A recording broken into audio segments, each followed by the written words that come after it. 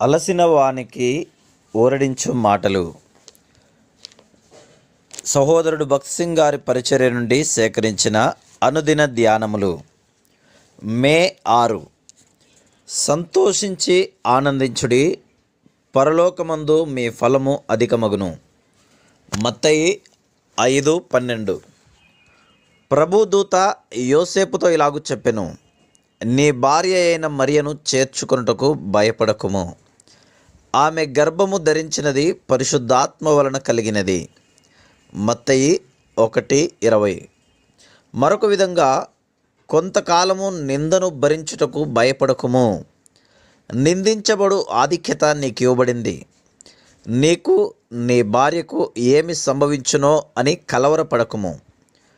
దేవుడు నిన్ను ఆదుకొని నీ నిందను భరించును అని అర్థము. ఎందుకనినా ఆ సమయంలో యోసేపు మరియలకు తప్ప ఎవరికిని సత్యము తెలియదు. బిడ్డ జన్మించిన తర్వాత యోసేపు మరియలు ఎట్టి నిందను భరించవలనో ఎవరునూ ఊహించలేరు. ఆ తర్వాత దేవుడు ఆ విషయమును ఎలిజబెత్నకు బయలుపరచెను గనక ఆమెకు కూడా తెలియను. కాబట్టి వారిరువురు నిందను భరించవలను. నీవు నీ రక్షణ యందు ఆనందించవలననినా నీపై వచ్చు నిందలకు భయపడవద్దు. నీవు యేసుక్రీస్తు ప్రభువును నిజముగా వెంబడింపదలిచిన ఎడల నీవు నిందను భరించవలసిందే. నీవు దేవుడు లేని జీవితం జీవించుచు పాపములో ఉన్న ఎడల నీ బంధువులు కానీ, ఇరుగు పొరుగు వారు కానీ, స్నేహితులు కానీ నిన్నేమి పట్టించుకొనరు. కానీ నీవు దేవుని వాక్యమును అనుసరించువాడవైన ఎడల నీ సన్నిహిత స్నేహితులు, బంధువులు నిన్ను నిందించుటకు ప్రారంభించుదురు. నీవు ఎంతగా దేవునికి విధేయుడవగుచుందువో అంతగా నీవు నిందలు భరించవలసి వచ్చును. ఎవరునూ దీనిని తప్పించుకొనలేరు. ఇది దైవిక నియమము. మనము తప్పక నిందించబడవలసినదే. మత్తయి 10:24-25 వచనములలో ప్రభువైన యేసుక్రీస్తు ఈ విధంగా పలికెను, శిష్యుడు బోధకుని కంటే అధికుడు కాడు, దాసుడు యజమానుని కంటే అధికుడు కాడు. శిష్యుడు తన బోధకుని వలను, దాసుడు తన యజమానుని వలను ఉండిన చాలును. ఇంటి యజమానునికి బయల్జబూలు అని వారు పేరు పెట్టి ఉండిన ఎడల ఆయన ఇంటి వారికి మరణిశ్యముగా ఆ పేరు పెట్టుదురు గదా. ఇంటి యజమానుడు యేసు ప్రభువు మేలు చేయుచు సంచరించెను. అపోస్తుల కార్యములు 10:38. అయినను వారాయనను బయల్జబూలు అని పిలిచిరి. నిజముగా ఆయననింకా అనేకమైన పేర్లతో వారు పిలిచిరి. అందువలనే ప్రభువైన యేసుక్రీస్తు ఇట్లనెను, ఆ పేరుతో నన్ను వారు పిలిచిన యెడల మీరెట్లు తప్పించుకొందురు? ప్రభువు చేత స్వస్థత పొందిన ప్రజలు ఆయనను అనేకమైన చెడ్డ పేర్లతో పిలిచిరి, కానీ ఆయన వాటినన్నిటినీ సహించెను. మనం కూడా మన స్నేహితులు, బంధువులు, ఇరుగు పొరుగు వారి నుండి వచ్చు నిందలను భరించుటకు సిద్ధపడి ఉండవలెను.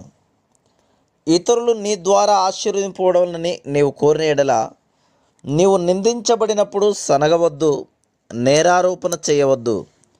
నీవెంత మెలకువగానున్నను, జాగ్రత్తగానున్నను నిందింపబడదవు. నీవు ఈ విధంగా అనవచ్చును, నేను ఏ దోషము చేయలేదు, నేనెందుకు నిందింపబడుచున్నాను? నేనెవరికి హాని చేయని ఎడల ప్రజలెందుకు నాకు వ్యతిరేకంగా మాట్లాడుచున్నారు? యేసుక్రీస్తు ప్రభువు ఎవరికైనాను ఏదైనా హాని చేసినా నిజముగా చెప్పవలనైనా ఆయన ఇతరులకు మేలే చేసెను. అయినప్పటికీ ఆయన నిందింపబడెను, ఆయన తిరస్కారము నొందెను. ప్రజలు మన గురించి దయలేని మాటలెన్నో పలికెదరు. 1 పేతురు 4:12-14, యోహాను సువార్త 15:21 చూడుము. ప్రవక్తలందరికీ అదే జరిగింది, ప్రభువుకు కూడా అదే జరిగింది. ప్రభువు యొక్క శ్రమలలో పాలివారమైనందుకు మనము సంతోషించవలెను. ప్రభువు కోరిన ఎడల మరియా యోసేపులను ఆయన దాచి ఉంచవచ్చును, కానీ ఆయన వారెక్కడ ఉన్నారో అక్కడనే ఉంచి నిందకు పాత్రులగునట్లు చేసెను. మనము కూడా నిందను భరించవలెను. నీవు తప్పించుకొనలేవు. యేసుక్రీస్తు ప్రభువు యొక్క మహిమలో పాలిభాగము పొందవలననినా నీవు నీ నిందలలో సంతోషించడి వాడవుగా ఉండవలెను. ఇతరులు నన్ను నిందించినా నేను పట్టించుకొనను గాని విశ్వాసులు నిందించిన ఎట్లు భరించవలను అని నీవు అడగవచ్చును.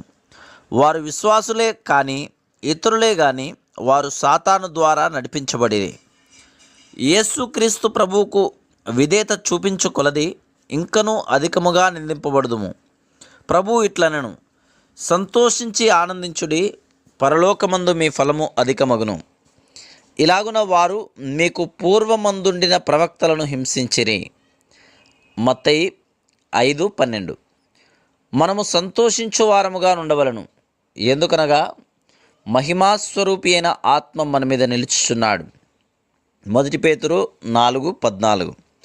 దేవుని సేవకులందరూ ప్రవక్తలందరూ చాలా శ్రమలను అనుభవించిరి. నిందలను భరించుటకు భయపడవద్దు. ఒక సమయము వచ్చును, అప్పుడు ప్రజలు మనలను అర్థము చేసుకొనెదరు. Praise the lord.